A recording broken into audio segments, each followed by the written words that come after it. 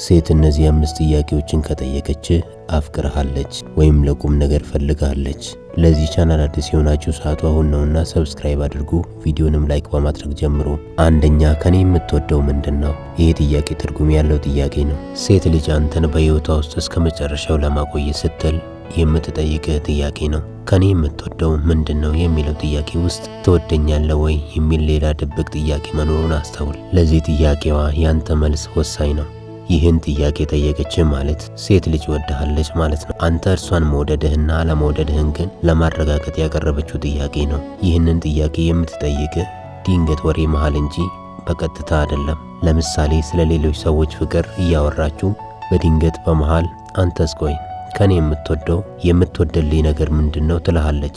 ያው ቀለል አርጋ በቀልድ መልክ የምታቀርብልህ ጥያቄ ነው። ያ ወንድ ስለሆንክ ባለማስተዋል ለምሳሌ ጸጉርሽ ደስ ይለኛል ልትላት ትችላለህ። ግን እርሷ ካንተ መስማት የፈለገችው ይህን መልስ አይደለም። ሴቶች እንዲህ አይነት ጥያቄ ሲጠይቁ አካላዊ አድናቆትን ወይም ለሰውነቷ ያለህን አድናቆት እንድትነግራት አትፈልግም። ጸጉሯን መውደድ ደስ ቢያሰኛትም ግን ለምሳሌ ጸባይሽ ምቹ ነው ብትላት የበለጠ ደስ ይላታል። እርሷን ለቁም ነገር ማሰብህንም ትረዳበታለች። ሴቶች ብዙ ጊዜ ፍቅርን የሚያገናኙት ከውስጣዊ ማንነት ጋር ነው። ወንዶች ደግሞ ለመጀመሪያ ጊዜ ፍቅርን የሚያገናኙት ከውጫዊ ወይም ከአካላዊው አቋም ጋር ነው። ሴት ግን ከኔ የምትወደው ምንድነው ለሚለው ጥያቄዋ ያንተ መልስ ቢሆን ደስ የሚላት ውስጣዊ ማንነቷን የሚያደንቅ ቃል ቢሆን ነው።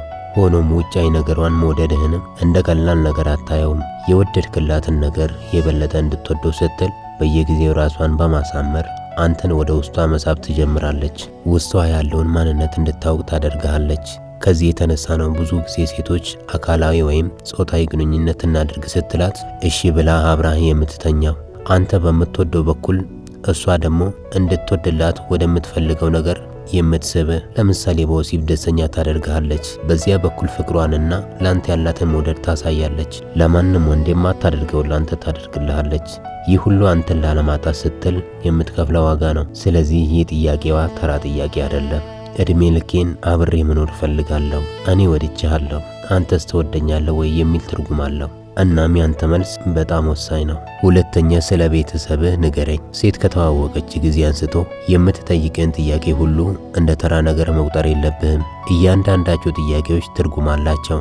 እናም ሴት ልጅ ስትወድህ ቀሪ ዕድሜዋን ካንተ ጋር ለመኖር ስታስብ ከምትጠይቅ ጥያቄዎች መሃል አንዱ እስኪ ስለ ቤተሰብህ ንገረኝ፣ ፈቃደኛ ነህ የሚል ይሆናል። ብዙ ጊዜ ሴቶች ይህን ጥያቄ ሲጠይቁን እኛ ተራ ጥያቄ ስለሚመስለን የምንመልሰው መልስ የተለመደውን ነው። ብልጥና ብልህ የሆነ ወንድ ግን በተለየ መንገድ ይመልስላታል። እርሷ ለዚህ ጥያቄዋ ያንተ መልስ ቢሆን ደስ የሚላት ለምን ከቤተሰቦቼ ጋር አላስተዋውቅሽም ብትላት ነው።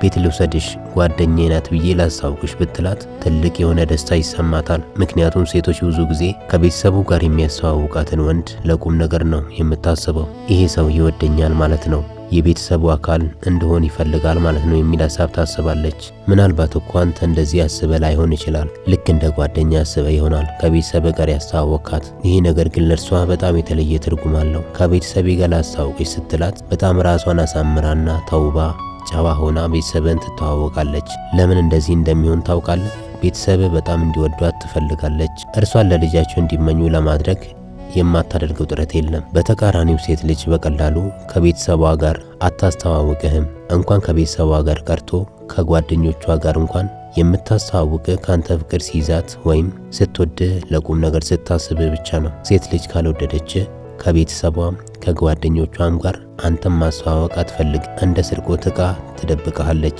እንዲሁም ካልወደደች እንኳን ከቤተሰብ ጋር መተዋወቅ ቀርቶ ስለ ቤተሰብ ማወቅ እንኳን አትፈልግም። ስለዚህ ሴት እነዚህ ጥያቄዎችን የምትጠይቅ ፍቅር ሲኖርባት ነው። እናም አንተም የምትወዳት ከሆነ መልስን ማሳመር አለብህ። ወደ መንገዱ ልታስገባት ይገባል። የሷ ፍላጎት ግን ግልጽ ነው፣ ወደሃለች ማለት ነው። ሶስተኛ፣ ብቻህን ስትሆን ምን ትሰራለህ?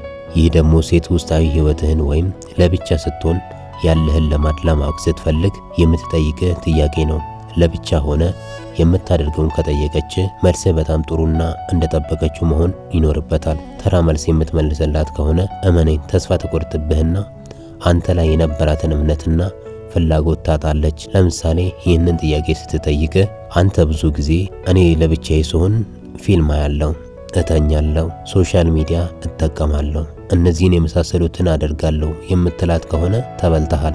ይሄ እሷ አንተ ላይ ተስፋ እንድትቆርጥ የሚያደርጋት መልስ ነው። ላንተ የነበራትን ፍቅር ቀስ በቀስ ትተዋለች። አንተ እኮ የመለስክላት ትክክለኛ መልስ ሊሆን ይችላል። በትክክል በየቀኑ የምታከናውነውን ነገር ይሆናል የነገርካት። እርሷ ግን አንተን እንደ ቁም ነገረኛ ስለቆጠረች ከዚህ የተሻለ የበሳል ወንድ መልስን ካንተ ትጠብቃለች።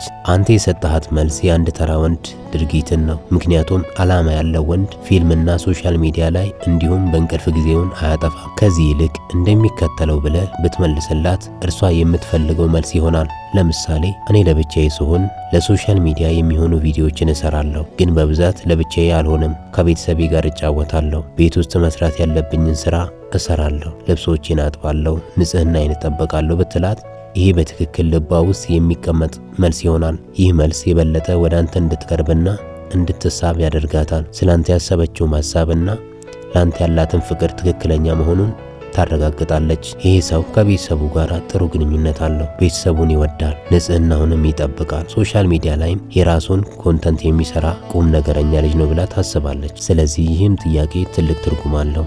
አራተኛ ትልቁ ህልም ምንድን ነው? ሴት ልጅ ይህን ጥያቄ የጠየቀች ማለት ከህልም ጋር መስማማት ትፈልጋለች ማለት ነው። ሴት ልጅ ህልም ምንድን ነው ብላ ስትጠይቅ መልስ ተራ መሆን የለበትም። እንዲህም በላት፣ ህልም ባይነገርም ግን የኔ ህልም የታላላቅ ሰዎች ህልም ነው ብለ መልስ ስጣት። ተራ የሆነ ምኞትን አትንገራት።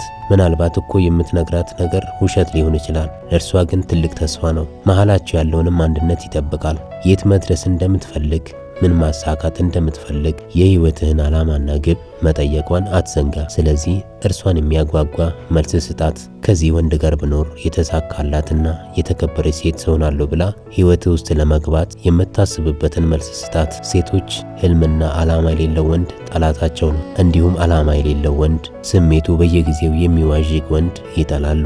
እንደ ወንድ ሳይሆን እንደ ሴት ጓደኛቸው እንኳን አያዩህም። ኮንሲስተንሲ ወይም ቀጣይነት የሌለው ወንድ አጠገባቸው እንዲገኝ አይፈልጉም። ይህ ማለት በአንድ ነገር ላይ የሚተጋ ተስፋ የማይቆርጥ እያንዳንዱን ነገር በማስተዋል የሚያደርግ በራሱ መንገድ ላይና በራሱ እቅድ የሚመራ ወንድ በእጅጉ ይወዳሉ። ዓላማ ማለት በየዕለቱ የምትኖርለት፣ ጠዋት ከመኝታ ተነስተ ቀኑን ሙሉ የምትሮጥለት የእድሜ ልክ ስራ ማለት ነው። ሰዎች ብዙ ዓላማ አላቸው። ከነዚህ ዓላማዎች ውስጥ ግን አንዱንም ላያሳኩ ይችላሉ። ወደ ስኬት የሚመጣው ዓላማ አንድ ዓላማ ሲኖር ብቻ ነው። ብዙ ዓላማ ሊኖር አይገባም። አንድ የምታሳካው ዓላማ እንዳለ ንገራት። ብዙ ዓላማዎች አሉኝ ብለ የሞኝ መልስ እንዳትመልስ። እውነተኛ ወንድ ዓላማዎች ሳይሆን አንድ ዓላማ ብቻ ነው ያለው። ስለዚህ መልስህን አሳመረ ስትነግራት የበለጠ ወደ አንተ ትሳባለች። አንድ ነገር ግን ማሰብ አለብህ። በዓላማዎች ውስጥ እሷ እንድትገባ እንደምትፈልግ የሚጠቁም መልስ ብሰጣት የበለጠ ነገሩን ያሳምረዋል። እንደዚህም ብትላት መልካም ይሆናል። ዓላማዬን ከግብ እንዳደርስ የምታግዘኝ አንዲት መልካም ሴት ባገኝ ደስ ይለኛል። ምክንያቱም ትላልቅ ዓላማዎች የሚሳኩት በሴቶች እገዛ ነው። ከአንድ ታላቅ ዓላማ ጀርባ አንዲት ብልህና አስተዋይ ሴት እንዳለች አምናለሁ በማለት እርሷን በአንተ ህይወት ውስጥ ከዓላማ ጋር መቆም እንዳለባት የሚጠቁም መልስን ስጣት። ይህ ሲሆን የእውነት በየቀኑ የምታገኘው ሰው፣ በየቀኑ የምታስበው ሰው ትሆናለህ። አምስተኛ ድንገት ሀገር የመቀየር ግዴታ ቢኖርብኝ ምን ይሰማሃል? ሴቶች ይህን የመሰለ ጥያቄ የሚጠይቁ በህይወት ውስጥ ያላቸውን ቦታና ዋጋ ለማወቅ ሲፈልጉ ነው። ይህ ማለት በጥቅሉ እኔን ማጣት ያስፈራሃል ወይ የሚል ጥያቄ ነው። ከኔ መለያየትና መራራቅ ምን አይነት ስሜት ይፈጥርብሃል የሚል ጥያቄ ነው። ሴቶች ይህን ጥያቄ ሲጠይቁ ካንተ አንድ ወሳኝ መልስ ፈልገው ነው። እንደዚህም እንድትላቸው ይፈልጋሉ። ከኔ እንድትለይ አልፈልግም የሚለውን መልስ ለመስማት የማይፈነቅሉት ድንጋይ የለም። ይህን አይነት ጥያቄ በተለያዩ መንገድ ልጠይቅ ትችላለች። ዋና ሐሳቡ ግን እኔ በሱ ህይወት ውስጥ ዋጋ አለኝ ወይስ የለኝም የሚለውን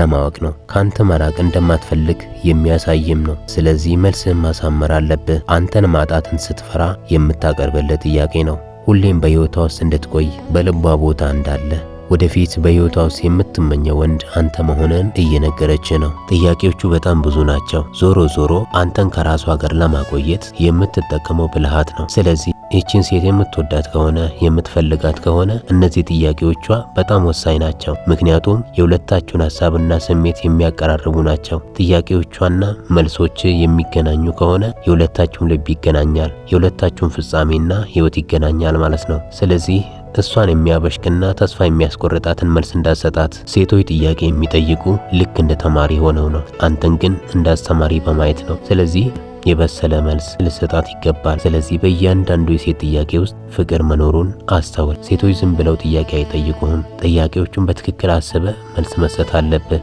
አንድ ማስታወስ ያለብህ ነገር እነዚህን ጥያቄዎች በአንድ ጊዜ ወይም በአንድ ቀን አይጠይቁህም። በተለያዩ አጋጣሚዎችና ቀናቶች የሚያቀርቡልህ ጥያቄዎች ናቸው። አንተ ግን በፍጥነት ልትመለሳቸው የሚገቡ ጥያቄዎች እነዚህ ናቸው። ይሄ ደግሞ ጠንካራና ብልህ አእምሮን የሚጠቀም ወንድ ያደርግሃል። እስካሁን ስለተከታተላችሁኝ አመሰግናለሁ። በድጋሚ ለዚህ ቻናል አዲስ ሆናችሁ ሰዓቱ አሁን ነውና ሰብስክራይብ አድርጉ፣ ቪዲዮንም ላይክ ያድርጉ።